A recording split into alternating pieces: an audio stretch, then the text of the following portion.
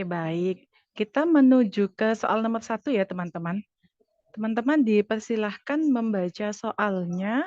Nanti saya berikan waktu kurang lebih 1 menit. Nanti teman-teman saya persilahkan untuk raise hand yang mau mencoba menyampaikan pendapatnya. Nanti silakan disampaikan pendapatnya ya. 1 menit kita mulai dari sekarang. Silahkan teman-teman.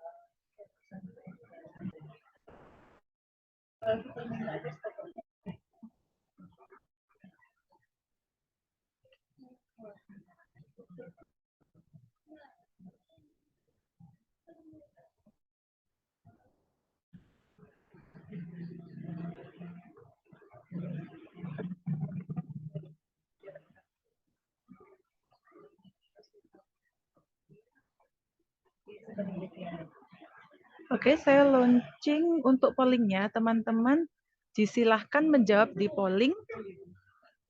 Sudah muncul ya?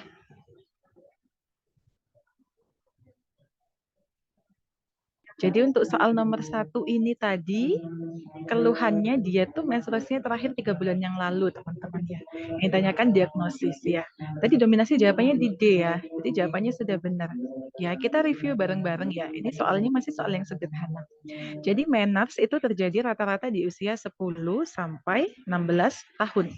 Nah, rata-ratanya dia berusia 13 tahun. Nah, kemudian kalau secara durasi dia normal 2 sampai 7 hari. Untuk volume darah dia normalnya 30 sampai 80 mili. Ya, kurang lebih dalam sehari itu kurang lebih 3 pembalut. Nah, gangguan menstruasi itu dia ada banyak macamnya ya. Yang pasti ketika seseorang itu terjadi gangguan dia tidak menstruasi, pasti yang awal kita diagnosakan adalah dia amenorrhea. Tinggal dia masuk amenorrhea yang primer atau sekunder. Apa bedanya amenorrhea primer sama sekunder? Masih ingat kan ya teman-teman? Jadi kalau primer dia memang belum pernah sama sekali menstruasi. Kalau yang sekunder dia sudah pernah menstruasi, kemudian dia ada gangguan. Nah, kemudian gangguan menstruasi yang pertama ada oligomenorrhea. Oligomenorrhea ini permasalahannya dia pada siklusnya. Siklus menstruasinya dia lebih dari 35 hari. Nah, jadi jarak antara mens pertama dengan mens yang kedua itu jaraknya panjang. Ya, oligo ini kalau diartikan sedikit ya. Nah, jadi oligomenorrhea dalam artian dia siklus mens yang terjadinya sedikit. Nah, kemudian ada yang dinamakan polimenorrhea. Dari kata poli berarti dia banyak. Nah, siklus mensnya ini dia kurang dari 21 hari. Nah, ketika seseorang mengalami siklus yang pendek, maka dia masuk pada yang polimenorrhea. Nah, kemudian ada berkaitan dengan volumenya, ya. Kalau dia menorragi, ini dia secara siklus dia teratur. Tapi volume darahnya dia banyak dan durasinya lebih dari 7 hari. Jadi pada orang-orang yang menorragi ini dia ada resiko untuk terjadinya anemia. Nah, kalau siklusnya dia tidak teratur, dia masuk kategori yang meteoragi. Kemudian ada gabungan antara meno dan metro.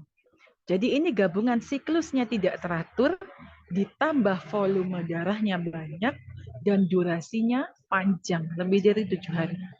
Kemudian yang terakhir adalah hipomenorea. Hipo itu sedikit ya. Jadi dia ini yang menjadi permasalahan adalah durasinya dia yang kurang dari 3 hari. Ya. Ini semua adalah gangguan berkaitan dengan menstruasi. Gangguan menstruasi ini bisa bersifat hanya gangguan berkaitan dengan keseimbangan hormonal atau bisa jadi dia berkaitan dengan patologi penyakit tertentu. Nah, ini nanti perlu dikaji, perlu digali lagi.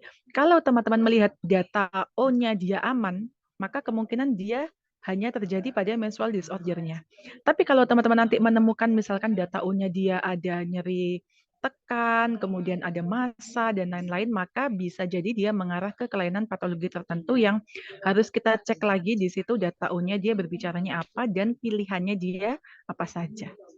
Demikian teman-teman untuk soal nomor 1. Jadi untuk soal nomor 1 ini tadi, keluhannya dia tuh menstruasinya terakhir 3 bulan yang lalu, teman-teman ya.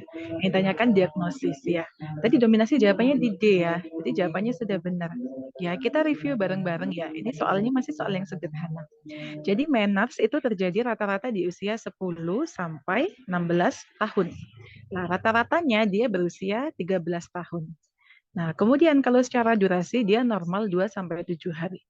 Untuk volume darah dia normalnya 30 sampai 80 mili. Ya, kurang lebih dalam sehari itu kurang lebih 3 pembalut. Nah, gangguan menstruasi itu dia ada banyak macamnya ya. Yang pasti ketika seseorang itu terjadi gangguan dia tidak menstruasi, pasti yang awal kita diagnosakan adalah dia amenorrhea. Tinggal dia masuk amenorrhea yang primer atau sekunder. Apa bedanya amenorrhea primer sama sekunder? Masih ingat kan ya teman-teman? Jadi kalau primer dia